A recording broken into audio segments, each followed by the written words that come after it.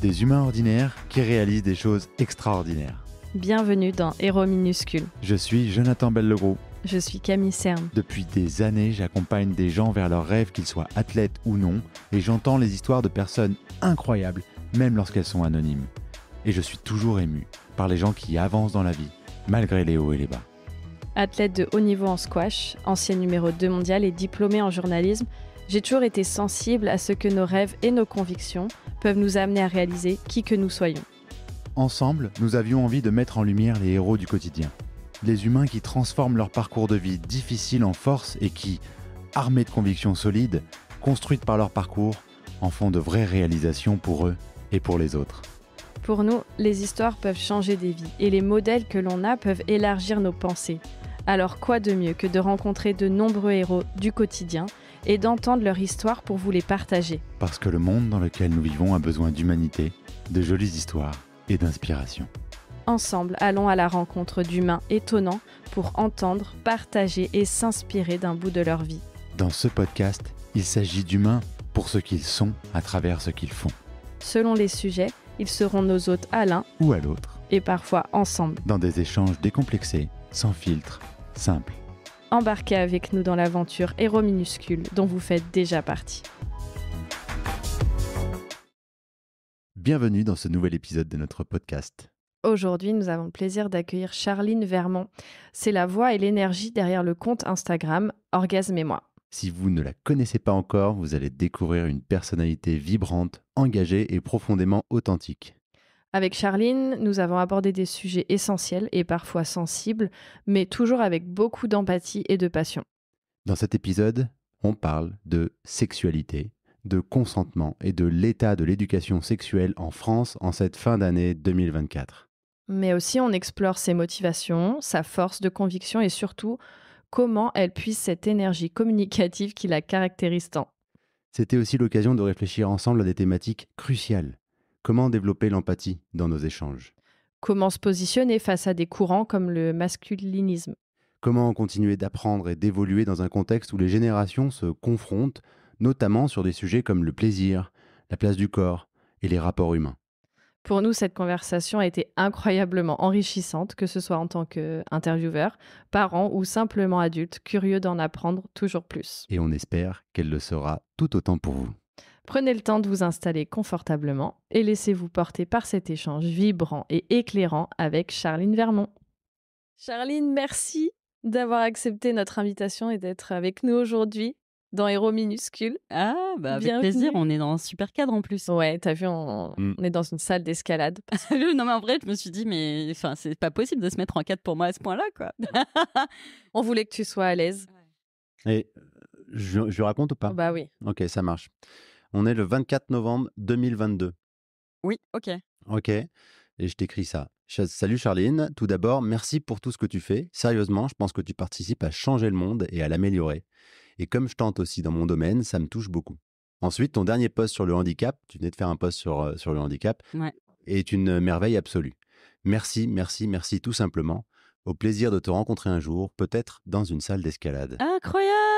Non mais c'est vrai. Ouais. Ouah, c'était le post avec Roro, avec Romain ou pas? Je crois que c'était le post avec Romain. Incroyable, incroyable Romain, ouais. Et tu m'avais répondu. Et aujourd'hui, on est dans une salle de, voilà. salle de Non, grimpe, mais tu c'est vois. fou. Il y a 2 ans.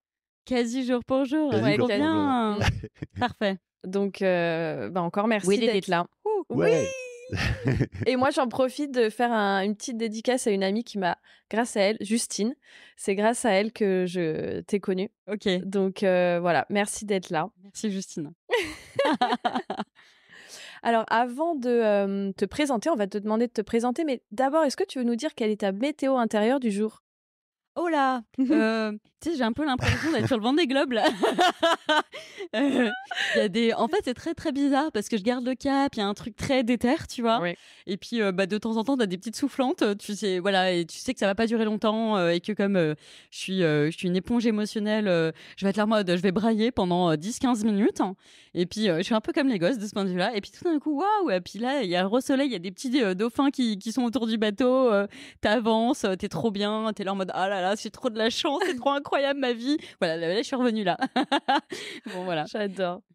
Et alors, dis-nous qui est Charline Vermont, comment tu te présentes, toi? J'allais dire comme une folle. Ah bon? Je pense qu'il y a un petit grain de folie quand même, parce que, je réalise, ça fait bientôt 6 ans que j'ai créé mon compte, Instagram, Orgasme et moi. À la base, hein, je l'ai vu comme une forme de continuité de, moi, mon parcours, qui a commencé dans l'associatif il y a plus de 20 ans autour de la prévention, voilà, santé sexuelle en milieu festif. Et puis comme j'avais une maman gynécologue obstétricienne, on parlait, enfin en tout cas moi j'avais l'impression d'être une montagne de savoir et j'ai toujours été, la référente Q, pour, mon entourage. Et une chose en amenant une autre, voilà, je me suis vraiment passionnée, sur le sujet. C'était mon hobby, je geekais de fou quoi. C'est-à-dire je lisais toutes les études qui sortaient, et puis, voilà, pour, ne rien oublier, je classe, je répertorie et cetera. Et ça me plaît quand je m'intéresse à un domaine, de toute façon, je pense que je ne sais pas faire autre chose que, tu vois, de l'épuiser de manière extrêmement exhaustive. Voilà, donc ça, c'était moi, mon rapport, de manière générale, la santé sexuelle. Sauf que c'est pas un métier ça. Dans ma tête, tu vois, je suis née en 83.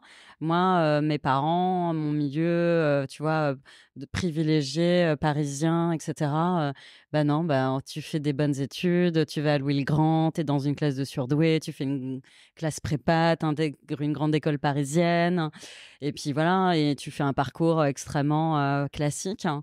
Et ta passion, tu en fais un hobby, voilà. Jusqu'au jour où, après 3 enfants, à 36 ans et quand même après MeToo, tu t'aperçois que, sur les réseaux voilà, apparaît, fleurit une parole qui fait très, très écho quand même à ton sujet de prédilection depuis 15 ans, c'était mon cas. Et là, moi, mon mari me dit, quand je lui ai montré ça, il me dit: «Vas-y, crée ton compte. Tout ce que tu fais depuis 15 ans, faut que tu le partages au monde». Et j'étais là: «Non, non, j'ai pas le temps». Et puis, voilà, puis je lui disais: «Mais voilà, entre mon job, mes 3 enfants, voilà, la pole, la guitare électrique, le chant lyrique, on a quand même pas mal de points communs. J'ai pas le temps». Et puis un jour, voilà, on s'est retrouvés à attendre, des potes qui n'arrivaient pas à l'apéro et le compte est né. Et depuis, c'est incroyable parce que je suis devenue réellement, ce que j'ai toujours voulu être. Je suis formatrice en santé sexuelle, je suis prof à la Sorbonne. J'ai à la fois les professionnels de santé, les étudiants, les internes. Je forme des pros de santé partout en France. J'interviens en collège, lycée, grandes écoles, universités. Et pour le grand public, il y a cette page Instagram Orgasme et moi qui est toujours là après bientôt 6 ans. Et il y a des livres qui sont là pour les parents et leurs enfants. Voilà, il y a 2 ouvrages qui sont sortis également pour les adultes et les ados après 15 ans.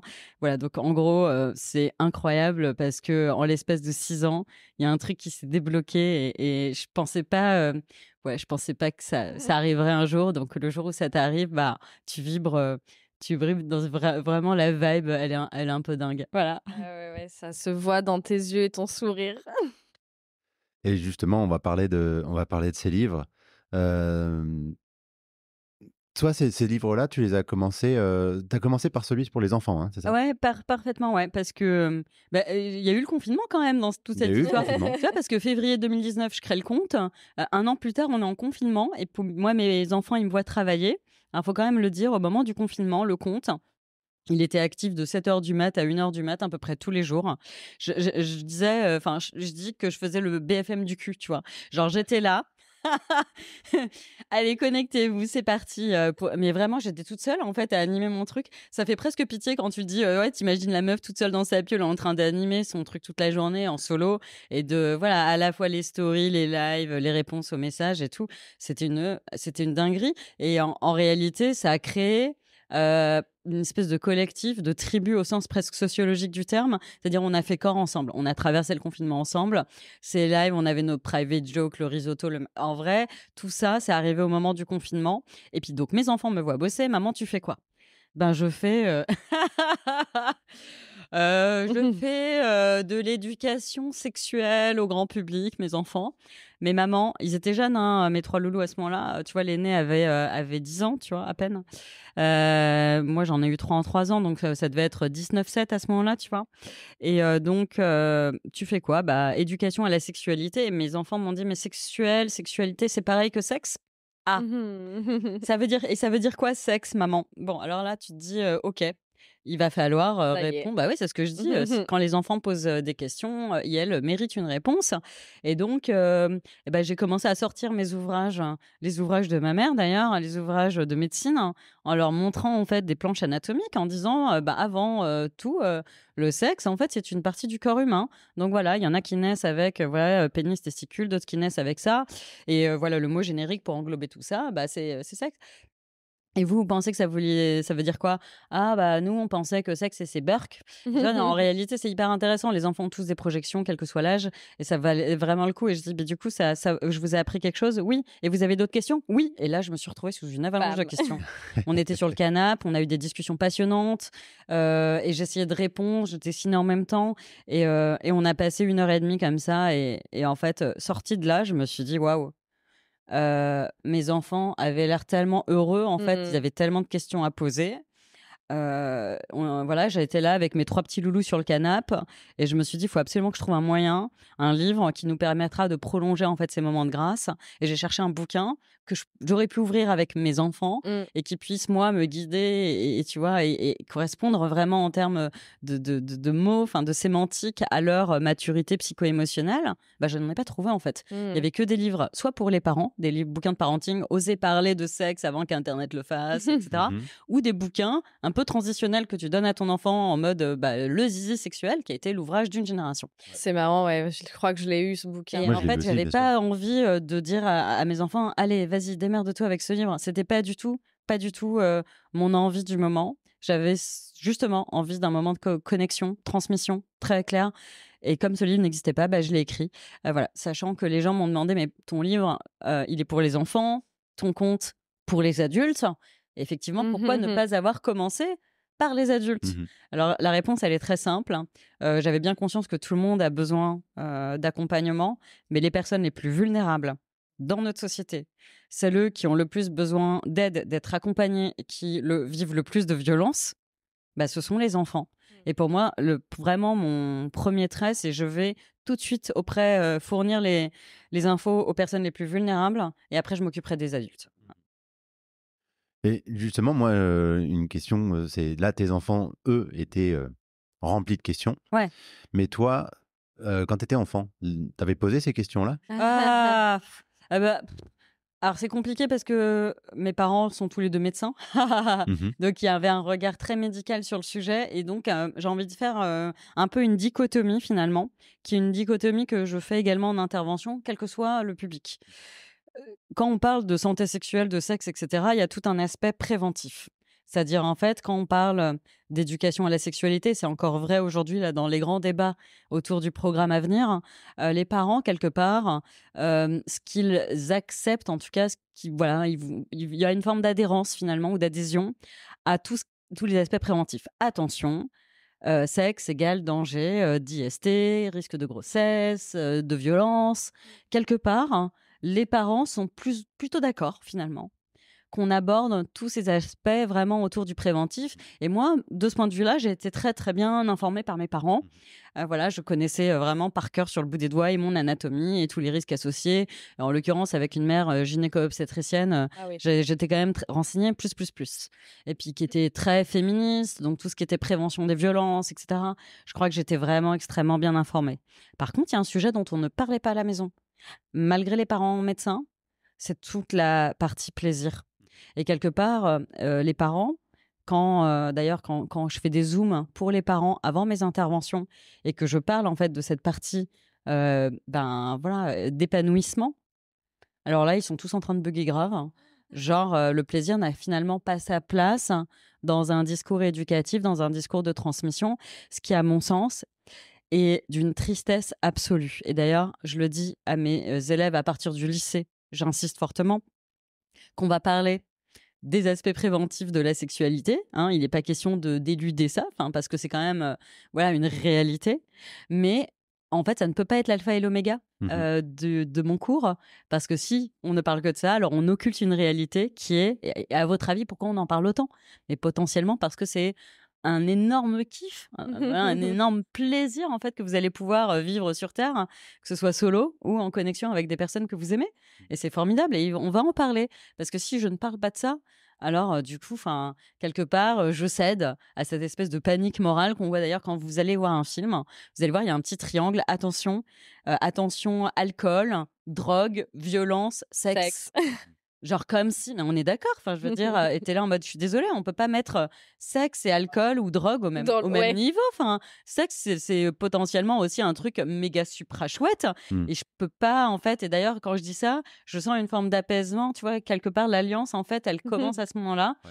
où tout le monde se dit, ah ouais, cool, elle est pas en mode, voilà, genre, je suis pas là du tout pour casser l'ambiance. On va pouvoir parler également de ce qui met l'ambiance, quoi. Voilà. Non, mais c'est vrai que j'en perds les mots parce que c'est une des raisons pour lesquelles on avait envie de t'avoir, c'est que c'est quand même fou qu'aujourd'hui, en France, ça reste l'un des plus gros tabous. Il y a l'argent aussi. Voilà. Non, mais c'est ça, c'est Ah, les il y a- deux. Le c'est sexe les et deux- l'argent, c'est les gros voilà. C'est tabous les des deux Français, gros hein, tabous clairement. français, ouais. Ouais. Et pourtant, toi, t'en fais un peu ton combat. Enfin, en tout cas, t'as des grosses convictions pour essayer de faire bouger les choses. Ouais, et il faut partir. Enfin, je pense que je suis pas du tout partie gagnante ou. Enfin, genre, j'ai des souvenirs incroyables. Je vais vous donner des anecdotes qui sont Mhm. extra. Quand. Pendant le confinement, il y a aussi mon employeur qui me dit vous avez pris 12 mois sans solde. Voilà, c'est la date de votre retour est prévue dans 3 mois. Qu'est-ce que vous faites? J'étais la merde, putain. En vrai, je m'étais dit que un peu comme Thomas Pesquet a dit récemment dans une de ses publications, moi j'ai eu la chance d'avoir accès à une école publique gratuite de très grande qualité. Enfin, mon lycée Louis le Grand avec des professeurs exceptionnels gratos, classe prépa, professeurs exceptionnels gratos. Alors oui, à partir de la grande école, il a fallu mettre la main au portefeuille, mais quand même, tout cela, en fait, pendant une grande partie de ma vie, c'était gratos. Enfin, c'est lui. Et moi, je me suis dit, c'est OK pour moi finalement de rendre un peu à ce pays, à ce système, enfin, l'immense privilège d'avoir été éduquée aux frais de la princesse. Si je peux en 12 mois pour faire de l'éducation populaire au sens noble du terme, éduquer vraiment le peuple, la foule, gratuitement. C'est des informations qui sont données totalement gratuitement à tout le monde, accessibles sur Instagram.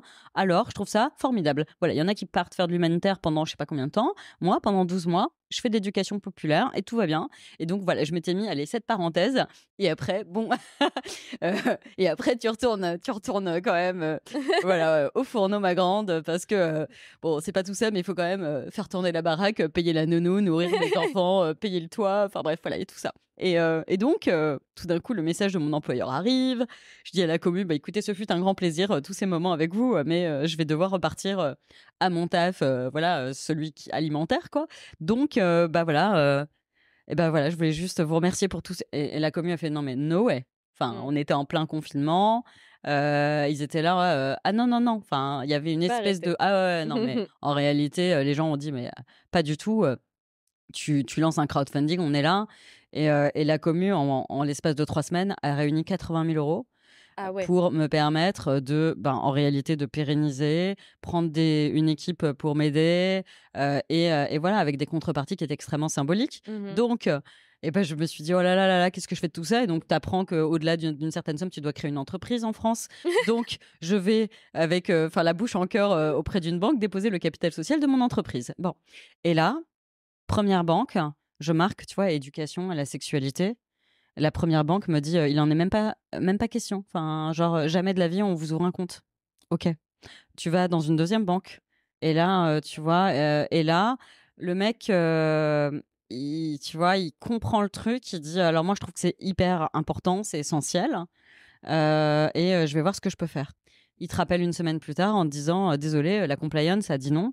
En réalité, en France, le mot sexualité, c'est soit de la pornographie, soit du travail du sexe, mais en aucun cas, on parle de 2020, en aucun cas, ça ne peut être quelque chose d'acceptable, ne serait-ce que en termes d'éducation, tu vois.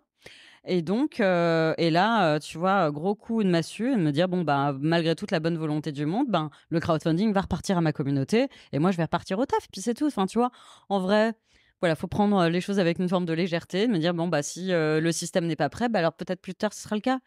Et là, voilà, et je suis un peu silencieuse. Bon, j'accuse le coup. Mon banquier entend ça et dit, écoutez, je vais faire appel. Je vais faire appel. Je vois l'état dans lequel ça vous met. Je vous tiens au courant. Genre, je vous rappelle dans 3 jours. Il me rappelle pas du tout. Il me rappelle pas. 3 jours, 5 jours, une semaine. Moi, je commence à me mortifier. J'envoie des mails à mes potes qui tiennent à me dire non, non, mais enfin voilà, je vais pas nommer de nom pour pas mettre qui que soit mal à l'aise. Et puis, j'envoie un petit mail une semaine plus tard en disant bonjour, monsieur machin. Vous m'avez dit voilà, que vous me tiendrez au courant. J'ai aucune envie de vous mettre la pression, mais bah, si je dois chercher d'autres solutions, je préfère le savoir maintenant. Il me rappelle dans la foulée, enfin dans l'après-midi, et je me dis bon bah s'il m'appelle, c'est que c'est mort, voilà. Et là il me fait bon Madame Vermont, tenez-vous bien, j'ai une nouvelle incroyable. Je vais pouvoir recevoir votre capital social. Je fais quoi? Oh Il me dit alors mais est-ce que vous m'autorisez à vous raconter comment ça s'est passé? Je dis bah ouais quand même. Donc la directrice régionale qui, voilà, elle avait à la fois le front office qui disait oui, la compliance qui disait non et qui a dû arbitrer. Eh ben, elle est allée regarder votre compte et elle a vu que sa fille était abonnée. Sa fille qui était en école d'infirmière.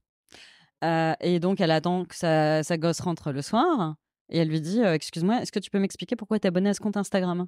Et sa fille lui a dit «Mais maman, toute la promo est abonnée à ce compte Instagram. C'est le meilleur compte d'éducation à la sexualité en France. Voyons». Et elle a dit «OK, validé». Et en fait, des fois, tu vois, Incroyable. le C'est destin. génial. Ouais. et des fois, ça ne tient qu'à ça, tu vois. Ouais. Et donc, voilà, c'était quand même pas un sujet à l'époque, en fait, tu vois, sur lequel on pouvait se professionnaliser. Et j'ai envie de dire, à mesure que la communauté croît, à mesure que de plus en plus d'institutions s'abonnent, me demandent de travailler avec LE, aujourd'hui, j'ai pas trop à justifier de l'existence de ce compte. Mais n'empêche que pendant facilement 2-3 ans, tu vois, on va dire à partir de 2021, quand Netflix est venu me chercher pour Sex Education, etc., Ouais. je pense qu'il y a quelque chose qui a changé. Mais au moins pendant 2 ans, clairement, voilà, on était une communauté de gens bizarres. Bah ouais. C'était un peu fou, quoi, d'en faire un sujet éducatif en tant que tel, tu vois. Ceux qui parlent de sexe, ouais. Alors justement, on a l'impression que ça bouge beaucoup, tu vois, depuis Oui. là, en fait, ouais, 2019, 2020, le confinement, les mentalités bougent énormément. Où est-ce qu'on en est aujourd'hui du sexe Ah, en France? je pense que la perception, elle est très biaisée. Ça, c'est mon regard à moi. Quand les gens, les journalistes notamment, me disent voilà, on est d'accord qu'aujourd'hui, le consentement, tout le monde est pigé, on en parle beaucoup, Ah, etc. pas du tout, non? Que les violences, là là là. Je suis là en mode bah, je vous invite à aller dans n'importe quel lycée qui n'est pas dans Paris, 3e arrondissement, ou alors de sortir de votre petite bulle éducative de gens extrêmement éduqués, voilà, globalement, voilà, d'une sphère progressiste, éveillée. La réalité sur le terrain, elle est très contrastée. En fait, on se heurte à une France, comme d'habitude, à plusieurs vitesses, où les mentalités, elles évoluent extrêmement rapidement chez certains, certaines, extrêmement lentement chez d'autres, et où, voilà, il faut prendre énormément le temps. Moi, je suis encore en phase d'évangélisation. Je dois encore énormément expliquer quand j'interviens en dehors, en fait, d'une petite sphère de personnes, finalement. On est privilégié, quoi. On a accès à l'information, on a le goût de la lecture, on s'informe, voilà, des gens ont pris aussi parfois le temps de nous expliquer ou voilà, de nous envoyer que ce soit des podcasts ou des contes, etc., qui nous ont permis aussi de faire notre chemin. Ça reste une forme de privilège. L'éducation, c'est un privilège. Il y a énormément de familles, de milieux dans lesquels, en fait, cette transmission n'a pas lieu. Ouais, Et c'était une de nos questions. et du coup, bah, moi, je considère que rien n'est perdu. Les parents, moi, je le constate, hein, et là, on le constate également dans cette levée de boucliers de collectifs obscurantistes qui s'opposent, sans l'avoir lu, hein, s'il vous plaît, au programme Évidemment. qui sera proposé voilà, pour l'éducation à la vie affective, relationnelle, sexuelle. En fait, on le voit moi, les parents, je les vois quand j'interviens en établissement scolaire, avant d'intervenir, quand je fais le Zoom des parents. Voilà, ça reste très, très compliqué. Mais j'ai envie de dire, pour vous donner un peu d'espoir, là, la semaine dernière, j'étais avec le Crous Île-de-France. On est parti en tournée des campus. On a fait quand même des énormes campus. On a eu Versailles, Saint-Quentin en Yvelines, Paris-Saclay, Nanterre Université, Université d'Évry et Paris-Cergy. Ces 5 campus, ils regroupent 100 000 étudiants et étudiantes et on a distribué des milliers d'ouvrages. Il y a des campus, on nous avait dit, vous allez voir, c'est compliqué. C'est compliqué. Alors, dans leur bouche de coordinateurs, coordinatrices du Crous, ça veut dire un public, enfin, des élèves beaucoup racisés, avec des confessions, des cultures traditionnelles très ancrées. Et voilà, et en fait, la peur venait d'opérations qui avaient déjà eu lieu des précédentes années, avec très peu d'écho chez les étudiants et étudiantes. Mais ce qui est intéressant, c'est de se demander ce qui n'a pas fonctionné. Bon. Mais là, nous, on est arrivé avec ma team, sourire aux lèvres, en mode, voilà, allez, la bonne vibe, beaucoup de douceur aussi. Et puis un pitch qui est quand même assez rodé, en tout cas en termes d'approche. Et en réalité, les gamins, alors il faut pas dire gamin, m'a dit ma team, parce que gamin, on a l'impression que c'est des enfants. Ce ne sont pas des enfants, ils sont tous majeurs. Ils sont tous majeurs, ils ont C'est 20 vrai ans, que comme mes enfants ont bientôt cet âge-là, tu sais, j'ai du mal à voir autre chose. Moi, je fais pareil avec Cam. Mais voilà, donc tous ces jeunes de 20 ans, quoi, aux alentours, s'arrachaient le bouquin. Il y avait des grappes entières, tu vois, notamment. Enfin, moi, voilà, j'étais trop contente de voir toutes ces femmes voilées, en fait, où tu te dis, mais en fait, moi, j'ai aucun a priori, aucun préjugé. J'y vais, tu vois, qu'elle soit habillée, qu'elle soit en mini-jupe talon ou avec le hijab. En fait, la réalité, c'est que je vais vers toute personne avec le même sourire, la même douceur, les mêmes explications. Et la réalité, c'est que l'adhésion, elle est globalement similaire. Et j'étais tellement contente quand on m'avait dit, ah, tu verras, ça va être compliqué. Que dalle, pas compliqué. Au contraire, parce que ces personnes n'ont pas reçu de corpus éducatif avant. Et d'ailleurs, je leur dis souvent quand j'arrive aux tables, je dis, de ce sujet, on ne parle pas parce qu'à la maison, c'est tabou. Tu as toutes les têtes qui sont là, qui se hochent. Et à l'école, on n'a pas de cours. Au collège, lycée, on n'a pas de cours qui tiennent la route. Tous les gamins et les gamines sont là, oui, oui, oui, oui, oui. Et du coup, moi, je dis, je pense et on débute du coup toutes nos premières histoires d'amour, nos premières relations en faisant au mieux, en grappillant des infos à droite, à gauche, et des potes qui ont un peu plus d'expérience, un peu de porno par-ci, un peu de réseau par-là. Tous les gamins qui font, oui, oui, oui, oui. Moi, je pense qu'on peut faire mieux. Et du coup, j'ai écrit un guide complet de 300 pages très illustré pour vous accompagner et vous donner surtout des outils en termes de consentement, en termes de santé sexuelle, etc. Les gamins, ils s'arrachaient le bouquin. Et on est tombé à court de livres et c'était extraordinaire. Il a fallu en reprendre en urgence parce qu'ils n'avaient absolument pas du tout anticipé que sur les campus où il y a des cultures potentiellement plus traditionnelles, il y a exactement les mêmes besoins qu'ailleurs et qu'une fois libérés finalement des résistances et des freins parentaux, en réalité, ces jeunes, ils se sont arrachés le livre. C'était une de mes réflexions hier soir, c'est-à-dire que je disais à Jonathan, mais comment on fait pour certaines familles où en fait les enfants se sentent pas la possibilité de parler de tout ça.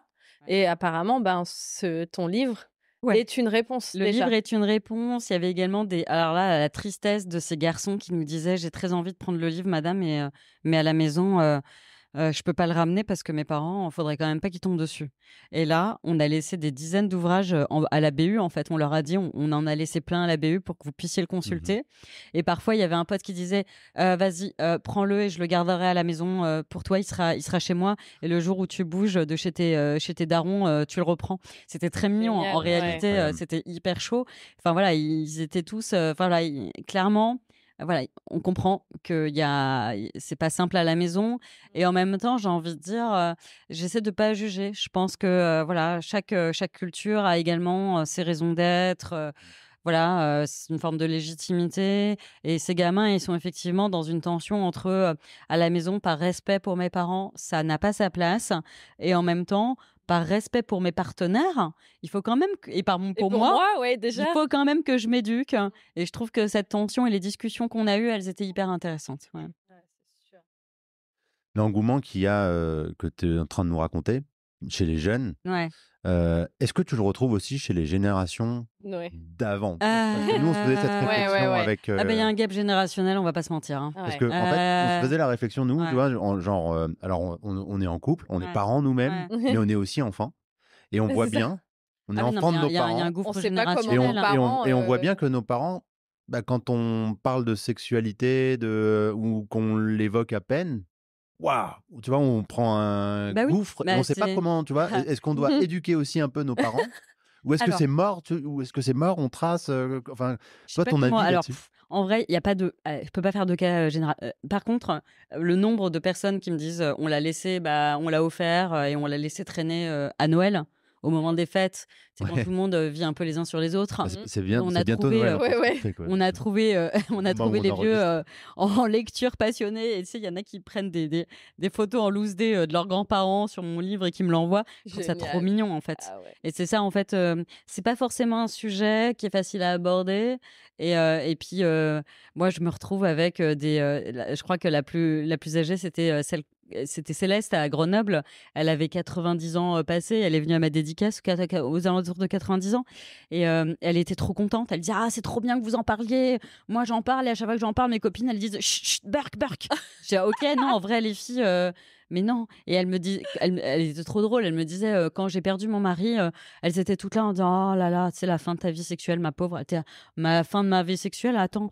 Mais il marche très très bien, hein, mon petit doigt. Et je m'éclate. Et il faut que vous essayiez la masturbation, c'est vraiment extraordinaire. Moi, il n'est pas question que je continue à vivre sans mes orgasmes. Alors, je continuerai à me les donner toute seule. Et vous devriez en faire autant, les filles, hein. Elle était trop drôle. Elle était à mourir de rire. Et ma grand-mère, pareil. Elle est exactement. Voilà, j'ai une grand-mère de ce type-là. Mais c'est là où tu vois que c'est quand même. Ça reste des exceptions. Enfin, si je te le raconte comme ça, c'est parce qu'il y en a qui sortent du cadre. Ouais. Et que peut-être aussi. J'ai envie de croire que passé un certain âge, t'en as plus rien à carrer. C'est-à-dire, Mmh. à partir de 70, 80 ans, en vrai, tu peux enfin être la personne que t'as toujours voulu être parce que de toute façon, t'en as plus rien à péter de ce qui se passe. Moi, je vois bien les mamies en mode, tu sais, oh, maintenant, ça y est, je suis là, plus personne va m'emmerder. De toute façon, on me considère littéralement comme complètement imbaisable, sortie périmée. Alors, je précise quand même que les dates de péremption n'existent pas, nous ne sommes pas des yaourts. C'est ça. Mais littéralement, tu vois, je pense que la génération en dessous, finalement, c'est de nos parents. Mmh. Ceux qui ont aux alentours de 50, 60 ans aujourd'hui sont presque beaucoup plus complexés que, tu vois, enfin voilà, que certains, Ouais. certaines plus âgés, quoi. Ouais. Mmh. Ouais, je suis assez d'accord. Mais du coup, tu vois, ça peut faire des clashs, quoi. Sur, je sais pas moi, sur la point de vue sur l'éducation homosexuelle. Est-ce qu'un couple hétéro et un couple homo, c'est la même chose. En fait, tu vois, c'est des débats qu'on peut entendre. Ah Et là, tu fais. Moi, je suis pas Non prête à mais, avoir ce débat, j'avoue. non mais, Ah. attends Ouais, mais. Non, c'est mais ça, c'est vrai que ouais, Tu en vois, vrai, ah ouais, non, mais moi, je pense que, en Et vrai, je suis incapable de garder mon calme hein, quand on parle de ça, hein. ouais. ok, non mais c'est bien, ça nous rassure, en fait, Ouais, quelque ouais, part, parce parce que nous, ça que nous, tu ça vois. nous anime aussi sur certains sujets et Ah ouais. comment on fait pour l'aborder, Alors quoi. moi, en réalité, c'est peut-être un truc, c'est ma force. Il y a pas de toxicité dans ma vie et en fait, ce genre de personne, ça sort de ma vie. En fait, je ne prends plus, j'ai plus envie aujourd'hui, ça me demande trop d'énergie, de bouffer, de ronger mon frein en écoutant des conneries comme ça. Ouais. Je me dis, en fait, ces personnes-là, si elles ont envie de s'éduquer, il y a tout ce qu'il faut. Mmh. Et quelque part, à la limite, je veux bien semer une graine une fois, mais je vais pas revenir. En fait, pour moi, c'est très destructeur. Je préfère m'entourer de gens positifs sur ce sujet. Moi, je suis une personne queer, j'ai été en couple avec des femmes, donc entendre des conneries homophobes, c'est bon. J'ai envie de dire, j'ai assez donné, plus jamais. Voilà. Ok. Bah, juste, D'ailleurs, on m'a convié à un plateau, c'était hier, hein, un plateau radio, pardon, pour débattre avec des assos obscurantistes là. Ouais. J'ai dit non. En réalité, je ne veux plus en Mmh. fait débattre de ce sujet. Voilà, nos identités ne sont pas un débat. Nous existons. Ouais. C'est tout. Ouais, Enfin, ouais, voilà. ouais, bien sûr. Sauf qu'en même temps, déjà, ça doit être crevant parce que il y a quand même beaucoup de freins qui viennent des générations avant. Tu vois, je regardais cette semaine Ouais. les académiciens de la Ah oui, française, oui, oui. où il y a. Avec leur définition hétérosexualité, genre sexualité normale. Bah, entre moi, j'avais guillemets. vu sur fellation existe dans le dictionnaire de Ouais. l'Académie française, mais cunilingus non, et il le justifie parce que c'est un mot latin. Du coup, ça n'a rien à faire dans le Mais oui, dictionnaire français. évidemment. Alias, par exemple, n'est absolument pas dans le dictionnaire non plus, tu vois. Ouais. Non, mais en réalité, quand on veut tuer son chien, on dit qu'il a la rage. Là-dessus, moi, j'ai zéro sujet, si tu veux, avec le fait que il y a un monde, voilà, il y a le monde des vieux croutons. Ils sont là. Un jour, ils seront plus là. Non, je dis pas ça. On n'est pas pressé. Écoutez, voilà. Mais concrètement, moi, ce que je préfère regarder, c'est l'évolution. Tu vois, quand tu regardes l'étude CSF INSERM qui est parue il y a 2 semaines. La sexualité des Français, tu sais, c'est une étude qui était faite pour la dernière fois en 2006, donc 18 ans d'évolution. Et il faut rester calme parce qu'on demande aux Français, il y a une question, c'est est-ce que vous considérez que, tu vois, l'homosexualité, une sexualité comme les autres, est-ce que vous considérez que la transidentité est normale et ok, enfin tu vois. Et en réalité, c'était hyper intéressant. Alors, j'ai pas les chiffres en tête malheureusement, mais on les retrouve très rapidement sur l'évolution en 18 ans des Français et des Françaises. Il y a 2 choses importantes à noter, c'est que dans tous les cas, je crois qu'aujourd'hui, il y a plus de 70% globalement des Français qui sont complètement ok, tu vois, avec tout ce qui est voilà. Et puis la transidentité, c'est plus compliqué, hein, c'est de l'ordre de 50%, donc il y a encore énormément de travail à faire autour voilà, des identités de genre et de la transidentité. Mais surtout, il y a une énorme différence entre les hommes et les femmes. Finalement, et ça je trouvais extraordinaire, en fait les femmes évoluent beaucoup plus rapidement sur ces questions sociétales, elles sont capables de beaucoup plus d'empathie. Et je trouve que voilà, on peut en parler longuement, mais l'empathie, c'est une compétence qui s'acquiert. C'est-à-dire, tu n'es pas le chromosome XX, il n'y a pas un gène empathie, ça n'existe pas. L'empathie, en fait, elle est liée à ta sociabilisation en tant que femme, où on t'éduque en étant à l'écoute des autres, des besoins des autres, parfois même au détriment des tiens, à essayer d'être prévenant, de t'investir émotionnellement pour que les autres soient à l'aise, etc. C'est intéressant de voir finalement comment finalement, moi j'aimerais qu'on travaille tous ensemble l'empathie, hein, pour que derrière, en fait, les gens puissent se dire bah oui, ces gens s'aiment, qu'ils s'aiment, tu vois. Enfin, un point, pas de sujet. Et voilà. Et je pense qu'on a encore beaucoup de chemin à faire, mais j'ai envie de dire quand tu vois l'évolution, c'est genre de 15 points, hein, tu vois, en pourcentage en l'espace de 18 ans, on est dans la bonne direction. Dans la bonne direction. Ça, on oui, est d'accord. Ça va dans la bonne direction. Ensuite, moi, j'ai des anecdotes comme ça. J'ai 3 enfants et j'ai 2 filles, un garçon. Quand j'ai organisé cette année l'anniversaire des numéros 2 et 3, tu vois, les filles, après le moment des cadeaux, tu sais, au moment où ma gamine, elle déballe tous ses cadeaux, il y a des papiers partout par terre, entre ça et les bons becs, voilà. J'arrive avec ma corbeille dans le jardin et je fais « Ok, les enfants, vous m'aidez à ramasser ça ». En l'espace de 30 secondes, tout était ramassé dans la corbeille. Les gamines, une majorité de filles, pour l'anniversaire de ma fille, sont reparties jouer. Pour l'anniversaire de mon 3e enfant, où il y avait majoritairement des garçons, au moment où je dis vous venez, on en a pour 3 minutes ensemble et après vous repartez jouer. Littéralement, tous les gamins m'ont tourné le dos, ils sont partis. Voilà. Mais non. Mais si. Et là, en fait, dans ma tête, j'ai eu une espèce de tilt de dire, en fait. Et puis quand il y avait un gamin qui passait par là, et je lui dis, bah tiens, viens mettre. Bah non, en gros, pourquoi je le ferais alors que les autres le feront pas. C'était hyper intéressant et je me disais, waouh. En réalité, cette capacité à l'empathie, cette compétence, elle s'acquiert très jeune ou elle ne s'acquiert pas. Et en réalité, dès les premières années de primaire, maternelle, primaire, on a vraiment ce phénomène de ce ne sont pas les mêmes. Et Baptiste Beaulieu, dans ses posts, dit souvent où est l'amour quand, tu sais, dans les histoires de violences ordinaires que vivent les couples. C'est drôle que moi, tu parles j'ai envie de dire, c'est un de mes potes et relecteur de mon livre. Mais on l'a invité sur le podcast également. Et en fait, je dis, moi, c'est pas une question d'amour parce que l'amour, ça, quelque part, ce ne sont que quelques relations dans une relation privilégiée, alors qu'en réalité, on est entouré de bien plus de personnes que ça dans nos vies, nos collègues, nos proches, nos amis, etc.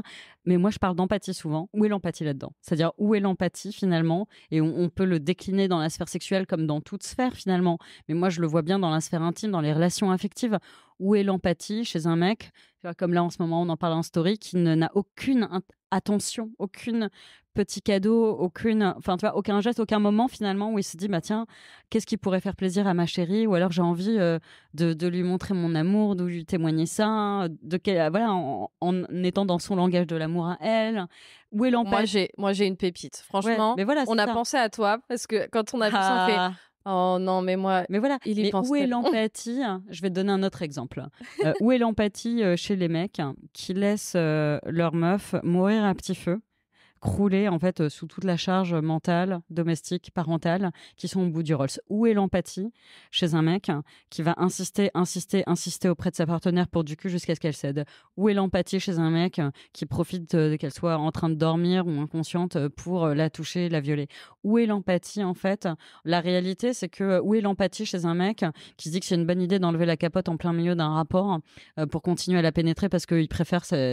En vrai, il y a un problème grave d'éducation à l'empathie. Mm. Et en fait, cette capacité à l'empathie, cette compétence, elle devrait s'acquérir bien, voilà, elle devrait être acquise bien plus tôt par tout le monde. Et ce qui est flagrant, c'est que l'éducation genrée qu'on donne à nos enfants, et ben quelque part, elle dédouane les garçons et qui deviendront plus tard des mecs, hein, de s'éduquer, de faire des efforts sur l'empathie. Et ces discussions, on les a par exemple à la maison. Bon, moi, j'ai des filles et des garçons. J'ai un jour lu cette phrase merveilleuse qui dit « Aux garçons, virgule, on passe tout ». Et quand j'y ai réfléchi, je me suis dit, putain, c'est vachement vrai. Je trouve qu'il y a une espèce de complaisance, finalement, Mhm. des parents, des personnes qui éduquent, tu vois, des référentiels. Quelque part, un garçon qui fait le mariole et qui en fout pas une ou qui fait pas, on va lui passer le truc. C'est pas si grave que ça.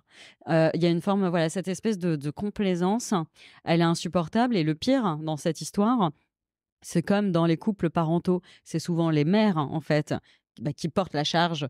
En plus, on va évidemment venir taper sur les mères parce que non seulement elles se tapent tout, mais en plus on va leur taper dessus parce que en réalité, c'est tout un système, si tu veux, où quelque part il y a une forme de conditionnement à être beaucoup plus exigeante finalement envers les femmes et qui reproduisent également ce qu'elles voient, les filles. Enfin, je veux dire, on est des singes, on fonctionne énormément par mimétisme. Tu vois une femme, ta mère se mettre en quatre, bon bah voilà, tu comprends que les femmes doivent se mettre en quatre. Tu vois ton père qui en fout pas une, bon bah t'acquiert, voilà. Tu Mhm. comprends qu'un mec finalement, il a le droit de rentrer du taf, de poser sa mallette, de repartir faire son sport ou aller boire des canons avec ses potes, voilà, et de laisser ta mère tout gérer. Quelque part, en fait, il y a tout à faire en termes de conditionnement. Mais moi, je répète que le nerf de la guerre, c'est une forme d'empathie. Et j'ai dit à mes enfants, le jour où vous me voyez être injuste, en tout cas de ne pas faire preuve d'équité, tu vois, entre vous, parce que en termes d'empathie, je suis beaucoup plus exigeante avec vous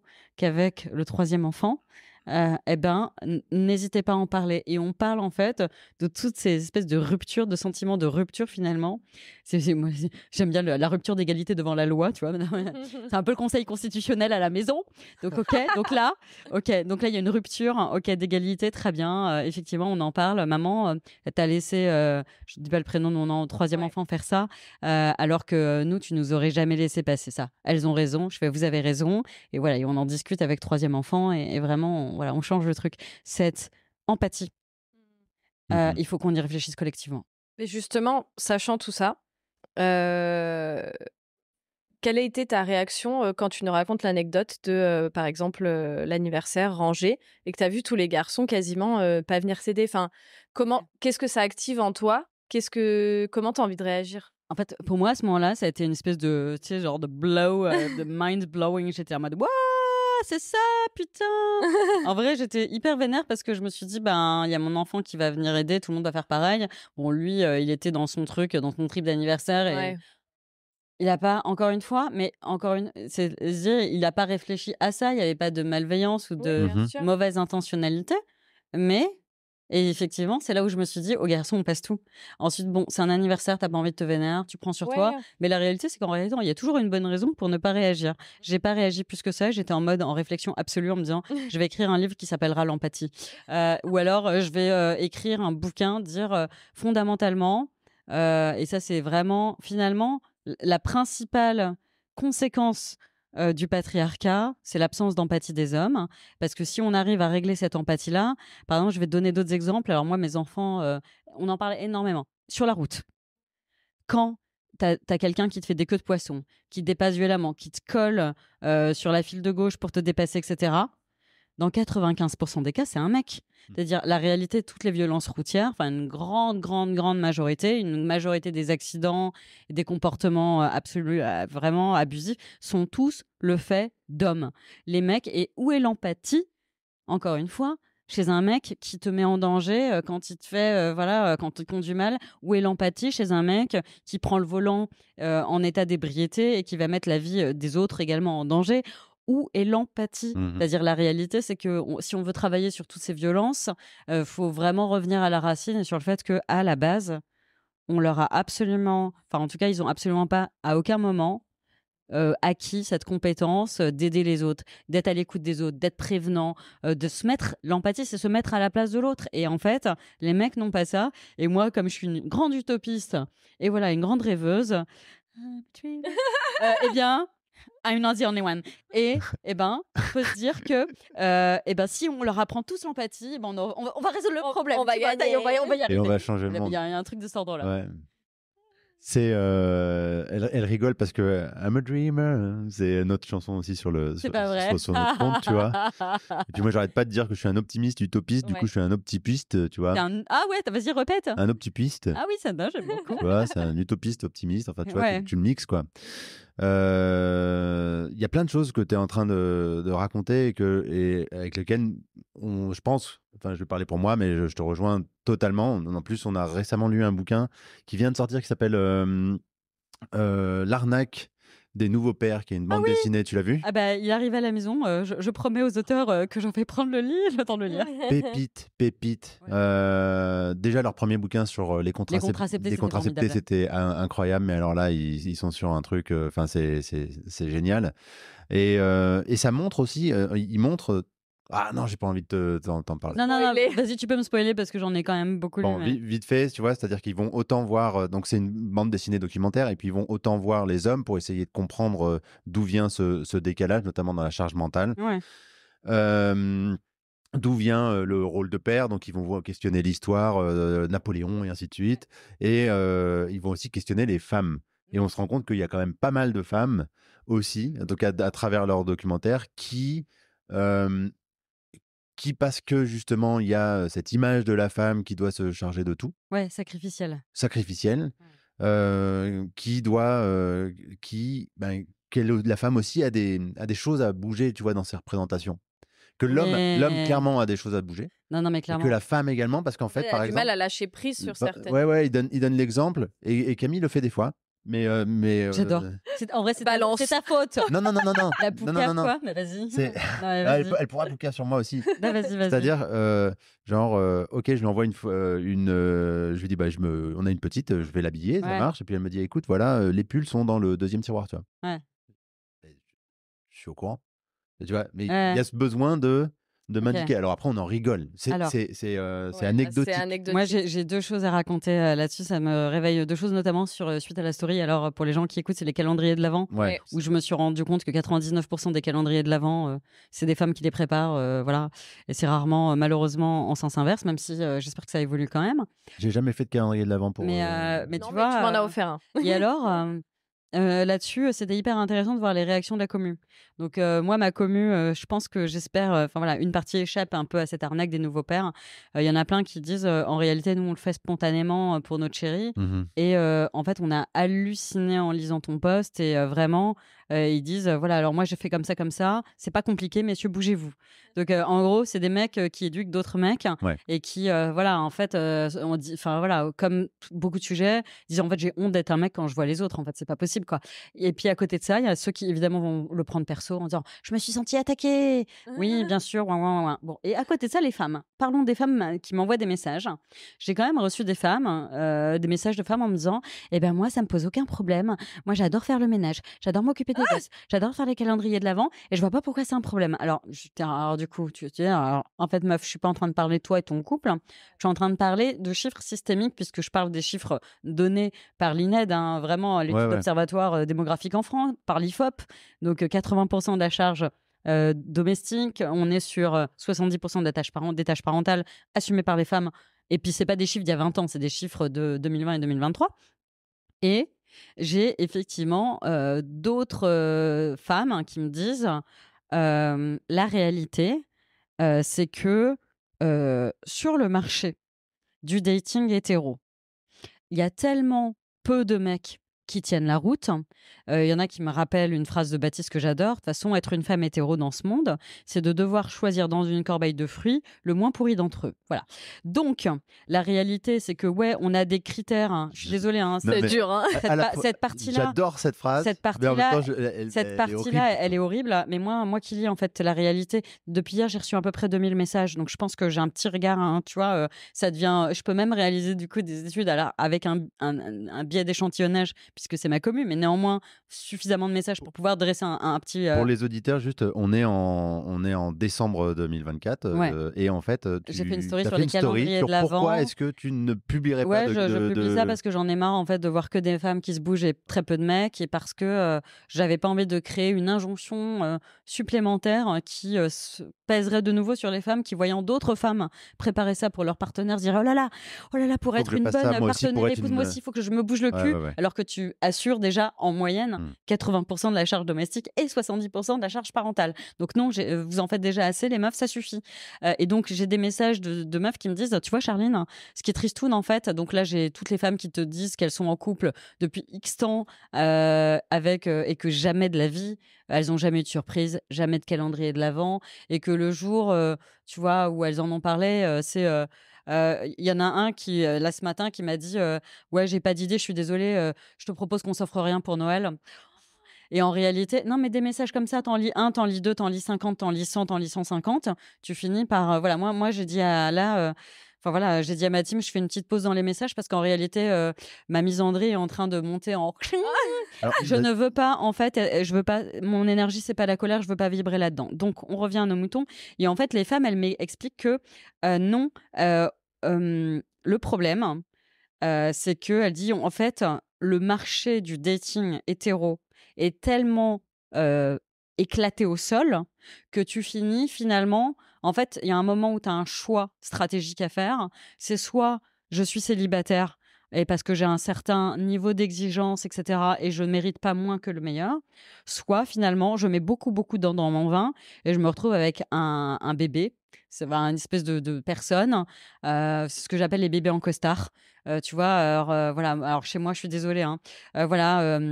Non, en vrai, ça y est, je rebascule dans de la colère. Mais en réalité, de mecs assez immatures. Alors moi, ce que j'appelle les crevards, et je suis vraiment désolée pour tous les hommes qui m'écoutent et qui ne se reconnaîtront pas dans ce terme, mais moi, en fait, je pose des termes et à la maison, on en parle. D'ailleurs, quand je dis à mon 3e enfant, il faut que tu fasses des efforts, sinon, voilà, je suis désolée de devoir te dire ça parce que sinon, tu vas devenir, il me dit, je sais, je vais devenir un crevard. Voilà. Et voilà. Et en fait, voilà, parce que je te dis ça parce qu'il ne faut pas que tu deviennes, je sais, un crevard. Et je dis, et c'est quoi un crevard?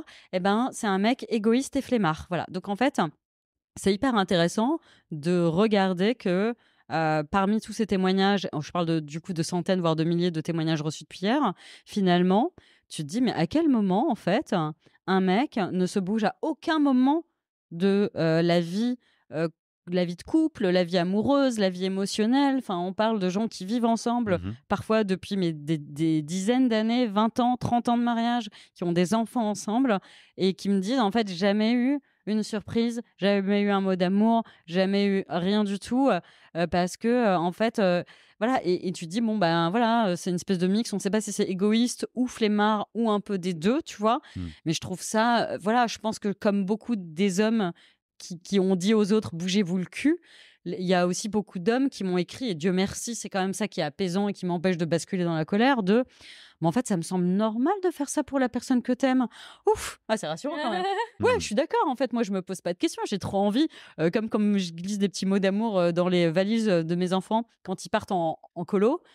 Bah, en fait, l'attention aux autres et d'imaginer juste le petit sourire ou l'espèce de bulle d'amour que la personne, que ce soit ton mari, que ce soit tes potes aussi, ou que ce soit moi, j'ai des potes quand voilà, il y en a une qui m'a invitée chez elle il y a pas longtemps, j'ai squatté une nuit après une dédicace.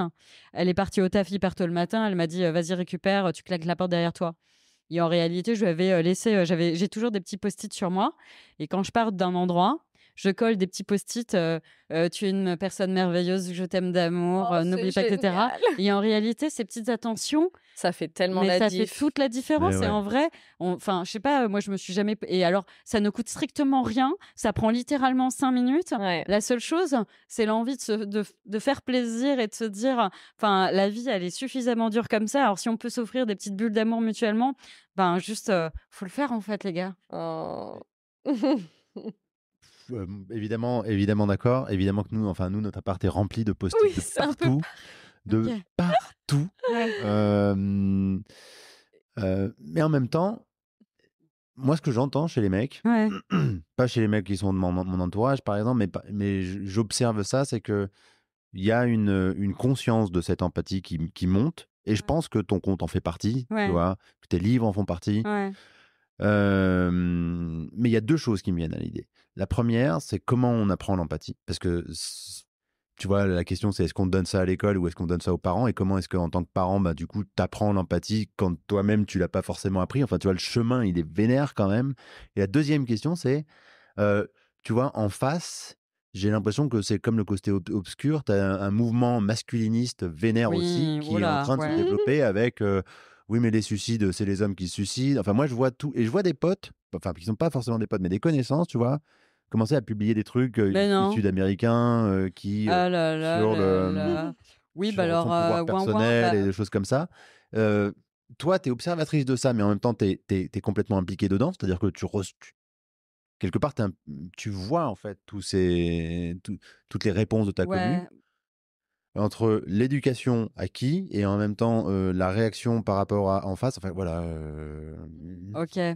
Je Démerde-toi pense avec que cette là, question. ma réponse Tu va être vois. violente, en fait, pour une fois. En réalité, d'abord, l'empathie, moi, je trouve qu'il faudrait qu'on regarde ce qui se passe dans les pays scandinaves, les pays nordiques, où, en fait, il y a des cours d'empathie dès la maternelle. Mhm. L'empathie, d'ailleurs, by the way, les adultes ont énormément de responsabilités là-dedans, que ce soit les parents ou les personnes. Ce qui est intéressant, par exemple, c'est qu'on écoute quelles sont les phrases qui sont prononcées par les asthmates en crèche aux enfants en fonction du genre.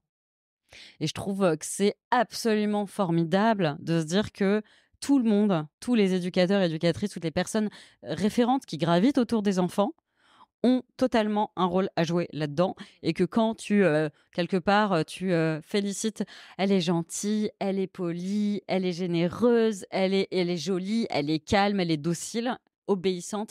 Quelque part, le fait de te soucier des autres et de surtout faire passer des besoins après tous les autres, c'est une qualité chez une meuf.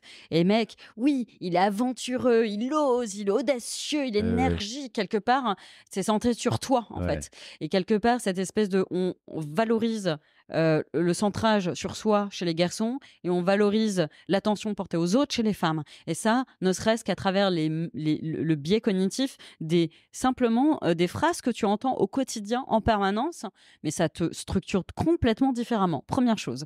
Deuxième chose, c'est cette fameuse étude qui avait été citée par Virginie Despentes. En réalité, c'est un faux casting pour une pub de yaourt. De mémoire, c'est en Espagne. Et donc, l'expérience, c'est une expérimentation, c'est pas une étude, est la suivante. On va faire venir un certain nombre d'enfants, en tout cas, c'est une pub qui a été donnée, pour faire un casting pour une pub de yaourt à la télé. Donc, tu as des dizaines de gamins qui arrivent. Et donc, l'idée, c'est la suivante. Donc, on dit aux gamins, même instruction pour tout le monde. Alors, tu vas arriver, tu vas te mettre devant la caméra, voilà, avec le pot à la main. Et là, tu vas prendre une cuillère du yaourt et tu vas avaler en faisant trop bon ce yaourt. Voilà. L'expérience commence. Ce que les enfants ne savent pas, c'est que le yaourt a été salé avant l'expérience. Aïe, aïe, aïe. Et donc, c'est passionnant. Donc, les gamins ont entre 6 et 7 ans, d'accord? Et donc là, tu as tous les gamins qui se succèdent devant la caméra. Littéralement, tous les garçons avalent et font « Ah, berk, il est dégueulasse votre yaourt !» Et donc, et ensuite, toutes les meufs qui arrivent, et tu sais, elles avalent, et elles sont là. Donc, c'est le moment où, en fait, Ouais. elles font il est super bon ce yaourt! Toutes les meufs. Et en Incroyable. réalité, ce que Virginie Despentes explique, elle dit en fait, c'est ça la féminité. Être une meuf, c'est en fait avaler tes toits. D'abord, fais attention, en tout cas, au regard en fait que autrui portera sur toi. Si autrui t'a demandé de faire un truc, même si ça te plaît pas, fais-le parce que c'est important de lui faire plaisir et de se soumettre au plaisir et aux besoins d'autrui. C'est ça la féminité. Et c'est fou parce qu'en fait, dès l'âge de 6-7 ans, les gamins sont totalement conditionnés. Et c'est ça en fait. Donc tu vois, donc c'est exactement finalement, ça a fait écho à mon expérience de corbeille de déchets dans mon jardin. Finalement, si tu veux arriver à l'âge adulte et te comporter comme un connard ou un crevard dans tes relations, dans le dating, ghoster, insister, enlever la capote, enfin en vrai tout ça, t'es là, mais on est bien d'accord que finalement à 6-7 ans, c'est déjà des petits crevards en puissance à qui on vraiment en fait ce qui compte, c'est eux. Voilà, et personne d'autre. Et c'est fou, en fait. Pour moi, cette expérimentation, elle va dans le sens de ce qui se pratique effectivement déjà dans les pays nordiques. Ça doit se faire beaucoup plus tôt. Ça doit commencer à la maternelle et ça passe par des trucs extrêmement pratiques, un peu comme en TCC. Il faut vraiment revenir à des choses complètement basiques, c'est-à-dire en fait des mises en situation en disant bah, comment est-ce qu'on réagit dans cette situation-là. Ou alors, tu as une personne dans la classe qui perd ses nerfs, voilà, qui est dans l'émotionnel. Et c'est en fait de dire, en fait, voilà, est-ce qu'on peut en parler ensemble et d'apprendre aux garçons, en fait, à réagir. En fait, bah, ta camarade, elle pleure. Eh ben, c'est. Voilà, dans ces moments-là, on a besoin surtout d'écoute. Alors, je te propose voilà, d'être la personne qui va être la personne de secours aujourd'hui pour cette personne-là. Demande-lui comment elle se sent, ce que tu peux faire pour l'aider. C'est ça. Et on va valoriser ça. Il faut valoriser ça en permanence. Ce qu'on note aussi, c'est que il y a une espèce de biais de confirmation. Tu vas forcément quelque part aller dans l'action de ce qui est valorisé par ton entourage. Donc on te dit que ouais, c'est comme ça qu'une fille doit être. Ok, donc je vais faire ça. Il faut absolument énormément valoriser l'empathie et ça dès le plus jeune âge. Mic drop. Ça me fait penser, tu sais, à la crèche où des fois ils appellent les filles princesses. Moi, ça me rend fou parce que jamais j'appelle notre fille princesse parce que bah, déjà, c'est Farid qui dit ça, tu sais, dans son spectacle. Il dit bah, si tu l'appelles princesse, plus tard, elle va chercher un prince et elle va se rendre compte qu'il n'y en a pas. Donc, Non, mais moi, c'est ce que je dis à donc ça va être la merde. mes Tu vois filles. Et puis, on n'appelle pas Noah, j'appelle pas mon fils pirate ou. Enfin, Ouais. j'appelle Noah, quoi. Et en Ouais. fait, c'est dingue ces conditionnements-là parce qu'évidemment, on les questionne beaucoup, on les observe. Et en même temps, toi, ça doit t'activer. Enfin, tu as parlé plusieurs fois de colère, là. Ouais, en fait, j'essaye. Comment tu te gères? Comment Parce que, je me gère? parce que- En réalité, je crée 100% du contenu de ma page Instagram, 100% des posts, 100% des stories, c'est moi. Et je gère 80% des messages. Et pourquoi c'est quoi ces 20% que je ne gère pas? C'est quand je suis dans la colère. J'ai une personne qui est avec moi qui est psychologue. Et en Dans ton fait, équipe dans mon équipe, Ok, ouais. qui a les clés, c'est la seule autre personne qui a les clés du compte. Et quand je sens que je bascule dans la colère, et donc c'est à peu près 20% du temps, je ne veux pas rester dans la colère. Quand je sens que je bascule dans la colère, j'arrête les messages, j'arrête de lire les messages. Je ne veux pas vibrer dans la colère. Ensuite, il faut de tout pour faire un monde. Moi, je considère que j'ai envie de vibrer dans l'amour et je reste jamais trop longtemps dans la colère. La colère, elle peut être constructive pour sortir des choses un peu vénères, mais je pense que je vais donner un exemple avec mes enfants. Euh, Moi, je reste persuadée que la colère, c'est pas un état constructif. Quand je suis en colère, je risque de dire des choses que je ne pense pas, qui peuvent heurter durablement, blesser durablement. Moi, je préfère, quand je suis dans une énergie de colère, exprimer que ça va pas et que je suis dans la colère et que j'ai besoin de temps pour moi, pour me ressaisir. J'ai besoin d'aller marcher ou j'ai besoin de partir faire une session de grimpe ou un run. Voilà, c'est chacun sa panoplie en fait d'outils secours quand tu sens que tu perds pied. Par contre, je veux pas avoir des propos que je regretterais. Et pour moi, j'ai une vision finalement d'éducation positive et bienveillante qui est assez linéaire, enfin voilà, en continuité de ce que je fais à la maison et ce que je fais avec mon compte. Voilà, je suis pas en train d'infantiliser qui que ce soit. Je considère que l'éducation, puis c'est vrai également pour les pros de santé, etc., enfin au sens large, je pense que c'est important pour moi, C'est pas en tapant sur une personne que tu vas faire changer quelque chose. Je suis désolée, c'est pas en donnant, en étant blessant avec ton enfant ou en tapant que tu vas changer cette personne. Mhm. Au contraire, je pense qu'au contraire, tu risques de briser la personne durablement, lui faire perdre toute estime d'elle-même. Voilà, à court terme, c'est peut-être une bonne chose, mais à long terme, c'est complètement destructeur. J'ai exactement le même regard pour ma communauté. C'est-à-dire, je préfère me dire, je prends un temps de recul, un pas en arrière, et je me reconnecte à ma commu quand je suis dans une bonne vibes, pour me dire, voilà, je suis capable d'encaisser aussi des messages qui vont me mettre en colère, enfin, en tout cas, qui Ouais. m'auraient mise en colère, mais je suis dans un moment où, voilà, je peux, ça glisse sur moi, ça n'entame pas mon état de je comprends que tu aies agi comme ça, mais potentiellement, je peux te montrer une autre manière de faire qui va créer beaucoup plus de bonheur, beaucoup plus de lumière, d'amour, de connexion. Et quand je reviens dans cette énergie-là, alors voilà, c'est le moment où je suis apte à reprendre mes messages ou mes créations de contenu. Les freins, on se posait cette question-là, les freins que tu as rencontrés au début, tu vois, De mon d'orgasme. compte, Ouais, ouais, ouais, tu vois, les remarques, les haters. Est-ce qu'aujourd'hui, ah, c'est toujours les mêmes ou est-ce qu'ils euh, ont évolué? bah, il y a toujours des mecs qui vont se sentir visés, tu vois, comme là depuis hier par le post. Alors, c'est une minorité, hein, c'est intéressant. Je me dis, ben, c'est marrant parce que je parlais pas de toi dans ce post, Mhm. mais si tu te sens visé, bah, juste demande-toi pourquoi. Ouais. Je préfère poser la question, du coup, Mhm. dans ces cas-là. Je dirais, ah, c'est intéressant que tu te sentes visé. Peut-être que voilà, tu devrais te demander pourquoi. Plutôt, c'est un peu passif-agressif, je veux bien reconnaître. Un peu quand même. Globalement, c'est ça. Non, les stories les plus hardcore, globalement, c'est celles sur lesquelles, ouais, enfin, il va y avoir beaucoup de témoignages qui arrivent. Il faut pouvoir encaisser les témoignages. Mhm. Je vais te donner un exemple. Moi, cette story de calendrier de l'Avent, quand je l'ai faite, avant d'en faire un post, et aussi, en fin de dimanche confession, il y avait des propos sur la charge menstruelle. Tu sais, moi, j'ai oublié ma cup chez mon mec, il me l'a stérilisée, et maintenant, en fait, il arrive à percevoir quand est-ce que je vais les avoir. Alors, il prépare ma cup, il est à l'écoute, il m'achète des petits trucs pour être à l'écoute de mes émotions, de mon corps. J'ai envie de dire c'est merveilleux et en même temps tellement la base. Et ben en fait, je vais te donner un exemple.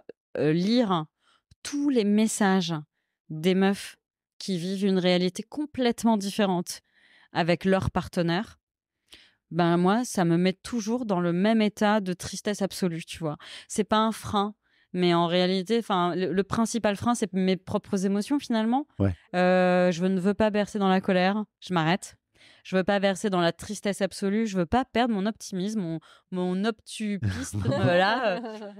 Mon utomisme. Ouais. Voilà, mais parce que c'est voilà, et en fait, il y en a une qui m'écrit, «Ah bah, c'est pas, chez moi que ça arriverait, moi, il est plutôt du style quand mes règles arrivent à dire: "Ah purée, ah putain, on va pas baiser, à cause de toi, on va encore pas baiser pendant X jours", alors que moi je suis, pliée en 2 de douleur, et Oh, cetera. waouh. Et je suis là en mode, en réalité, c'est de la violence en fait, c'est Ouais, ça. c'est hyper C'est-à-dire que violent. ce Ouais. qu'on ne lit pas, c'est toute cette violence qui ne se raconte pas, qui ne se dit pas ou qui ne porte pas ce nom. Mm. Finalement, l'absence de partage. Mais moi, c'est ce que je dis souvent. Je dis, c'est marrant parce qu'on parle, enfin, c'est marrant, absolument pas du tout.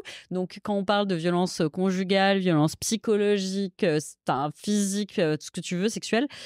Par contre, moi, et ça, voilà, peut-être ma sensibilité à moi, à partir du moment où tu es avec une personne qui ne prend pas sa part dans la charge domestique, parentale, etc. En soi, déjà, moi, c'est une énorme violence. Ça veut dire, je vais te laisser crever à petit feu et aller au bout du Rolls sans lever le petit doigt. En fait, pour moi, là est une immense violence. Et en réalité, tu vois, bah, mes principaux freins, c'est ça. C'est que comme je suis une espèce d'éponge émotionnelle, en fait, toute la détresse de ces femmes et parfois de ces hommes aussi. Enfin, je pense que pour le coup, le patriarcat, ça fait des dégâts chez tout le monde.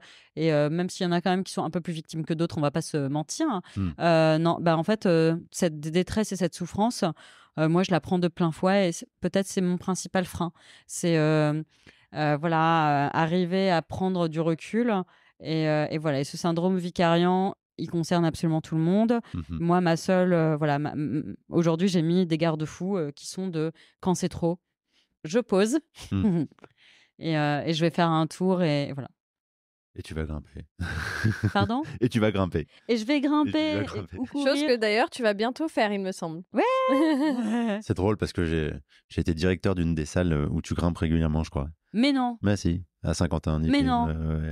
T'étais directeur avant Mickaël? À Sky, avant Mickaël, ouais, un temps, ouais. Bah, juste avant le confinement, enfin pendant le confinement et tout, juste avant et pendant le confinement, puis après à Chevaleret, dans une autre vie. Mais attends, donc tu étais avant Eddy? Oui. Non, mais tu sais, en fait, à la base, je devais. C'est marrant parce que, ouais, Eddy et moi, on s'adore. Et quand je vais là-bas, enfin voilà, c'est toujours aux frais de la princesse. Mes invités sont tous des invités. Voilà, on les salue, Arcos Chevaleret. Arcos Chevaleret, Eddy, ouais. EVA Sky, ouais, c'est mes maisons en réalité, un peu. Voilà, c'est mes bulles d'air, ouais. Ouais. Donc, ouais, ça fait redescendre. C'est pas évident, hein, lorsqu'on est dans des combats comme ça. Souvent, en fait, les invités qu'on a sur ce podcast, c'est des gens qui sont animés par des convictions fortes, tu vois, des passions fortes aussi. Et on a tous nos stratégies pour se calmer parce qu'en fait, du coup, l'émotion que tu mets dedans, c'est aussi une émotion qui peut être une source de vulnérabilité. Enfin, tu vois, mais c'est une énorme source de vulnérabilité. Mais moi, je me mens pas et en même temps, c'est bizarre ce que je veux te dire, mais je sais pas faire autrement. C'est-à-dire, je me verrais pas faire un job où je suis pas passionnée parce que on en parlait tout à l'heure de TDAH. Je m'emmerde tellement rapidement. Je m'ennuie. Je me lasse de tout. Et donc, si je suis pas passionnée par le truc et si je suis pas moi-même en perpétuelle découverte, et donc ce qui est génial, c'est la créativité folle. Et puis le fait d'avoir des milliers de messages. Je tourne à 4-5 000 messages par semaine, juste pour donner une idée aux personnes qui nous écoutent. 4 à 5 000 messages par semaine. Alors, ça va que j'ai une lecture photographique et je lis extrêmement rapidement. Bah, c'est génial parce que déjà, ça nourrit j'ai 1000 histoires à raconter, évidemment. J'ai 1000 idées qui me viennent en lisant tout le monde. Et oui, bon, voilà, une espèce de montagne russe émotionnelle que j'apprends à gérer. Bon, bah, c'est ma vie depuis toujours, finalement. C'était TDAH Life. Mais voilà, et puis il y a un truc que j'ai envie de dire aussi, c'est j'ai un ancrage familial très fort. C'est-à-dire, moi, on parlait de grimpe tout à l'heure, mais en réalité, tu vois, juste poser le téléphone et préparer des crêpes avec tes gosses, regarder un film de Noël, tu vois, ou leur jouer leur chanson préférée à la guitare et les entendre brailler à tue-tête, ou voilà, juste me poser avec mon mari devant notre cheminée, chacun avec un bouquin. En fait, ce qui me sauve, c'est que je suis vraiment la meuf. Il y a un côté girl next door. Moi, je suis une meuf très, très basique, très random, en fait. Mes kiffs sont des trucs les plus ordinaires et faciles du monde. C'est-à-dire juste un moment avec les gens que j'aime et avoir un ancrage complètement différent. Globalement, je fréquente très, très peu de monde de la sphère Insta, VIP. Tu vois, même si t'es projeté, on t'invite à des mini-trucs. C'est pas ma cam. Ça sera jamais ma cam. Moi, j'aime bien me reconnecter auprès de gens simples, justement, qui sont complètement en dehors de ça et qui me rappellent en fait que voilà, le jour où ça s'arrêtera, eh ben, j'ai une vraie vie en fait qui m'attend et qui justement, en attendant, est mon ancrage absolu en fait. Eh ben, c'est une belle conclusion. Avant qu'on se quitte, on aime bien demander à nos invités leur définition d'un héros minuscule. Ah! Mais moi, je pense que tous les héros ne portent pas de cap, tu vois, et que justement, peut-être la majorité des héros ne portent pas de cap, et moi, je les rencontre au quotidien. Ça va être les profs, en fait, qui portent nos enfants, celles qui sont à l'écoute de gamins ou d'adultes, alors que personne ne l'est. Ce sont les petites personnes qui sont des rayons de soleil dans ta vie. Moi, j'ai les nounous de mes enfants, tu vois, c'était clairement des héroïnes sans cap. C'est toutes ces personnes qui portent le monde sans même en avoir conscience. Voilà, c'est des personnes qui, à travers je sais pas, un livre, un film, un morceau, vont t'apporter mais tellement d'énergie que ça va te donner envie de soulever des montagnes. En réalité, je pense que on est très très nombreuses à être des héros sans cap, des héros minuscules. Et voilà, c'est cool de devenir le héros de sa propre vie et de celle des autres. Trop chouette. Tu aurais quelqu'un, au vu du moment qu'on vient de passer ensemble, est-ce que tu aurais quelqu'un que tu voudrais nous recommander d'aller voir? À vous recommander? Ouais. Non. passer sur ce podcast. Ah ouais, j'adore. Est-ce que vous avez reçu Pierre et Myriam Incroyable. C'est ce qu'on vient de... Non. Bah si, on spoil, mais... avec eux il y a 2 jours. Ouais. Incroyable. Non. Moi, j'adore. Je trouve que On est vraiment les connectés. étoiles sont C'est- tellement connectées. C'est Ah incroyable. bah voilà.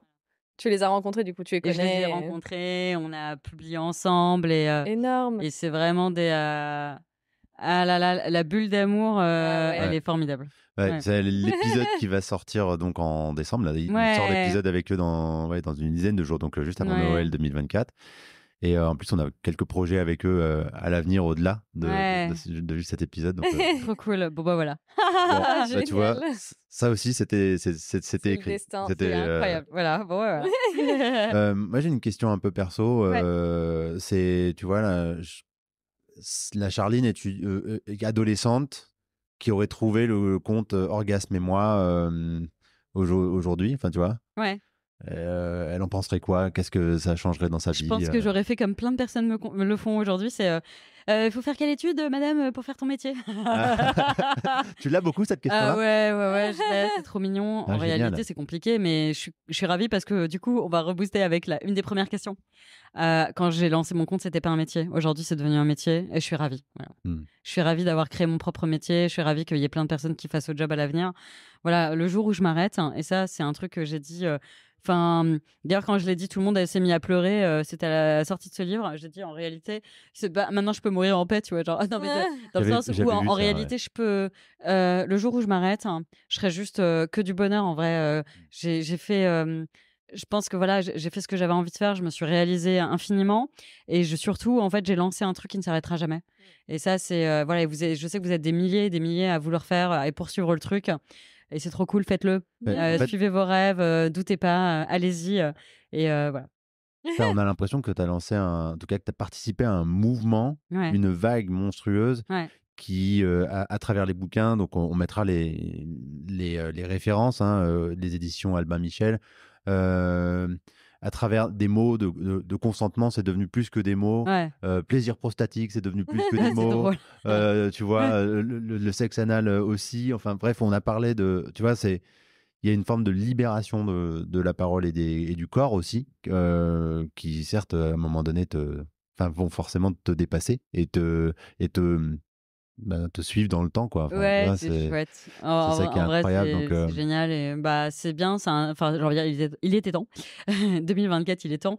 Et oui, bah heureusement que ça va me, voilà, ça va me survivre. Ouais. C'est le plus important. Voilà, ce que je disais tout à l'heure sur la place de la personne, enfin de ton ego par rapport à ton contenu. Tu vois, moi je fais vraiment, je pense, le distinguo. Voilà, il y a un jour, si un jour je m'arrête, voilà, c'est parce que je prends plus autant de plaisir ou parce que voilà, je suis plus enfiévrée. Je pense que j'ai l'impression d'être enflammée depuis 6 ans.